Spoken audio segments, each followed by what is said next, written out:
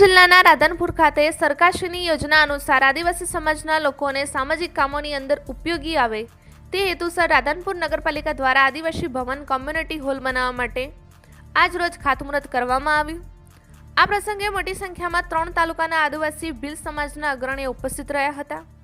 રાધનપુરના વિકાસ અંદર સહભાગી બની વિકાસની વેગ પકડવા જાગૃત ધારાસભ્ય લવિંગજી સોલંકી અને જિલ્લા પંચાયતના ન્યાય સમિતિના ચેરમેન બાબુલાલ ઈશ્વરભાઈ અને કરશનભાઈ ફોજી અને અજયભાઈ રાણા નગરસેવક અને પ્રવીણભાઈ રાણા અને ડાયાજી ઉકાજી અને આદિવાસી સમાજના પ્રમુખ હરજીભાઈ અને પ્રભુભાઈ અને મનસુખભાઈ અને ખુબાજી સહિતના આદિવાસી ભીલ સમાજના 45 ગામના લોકો ઉપસ્થિત રહ્યા હતા।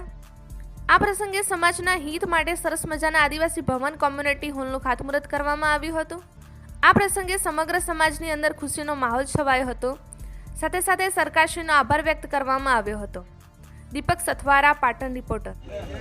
ખૂબ આજે આનંદની વાત છે।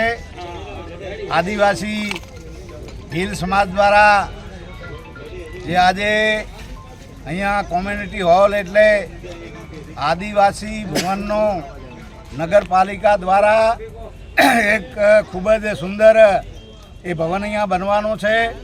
એનું આજે ખાતમુહૂર્ત થયું છે।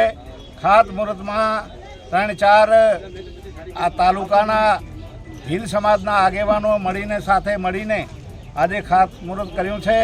હું આશા રાખું કે એક જરૂરિયાત જેને હતી એ જરૂરિયાતમંદોને નગરપાલિકા દ્વારા એ ખૂબ જ અહીંયા ભવન એ સુંદર બનવાનું છે। એને હું ખૂબ ખૂબ શુભકામના આપું છું અને જલ્દીમાં જલ્દી વહેલી તકે આ ભવન પૂરું થાય।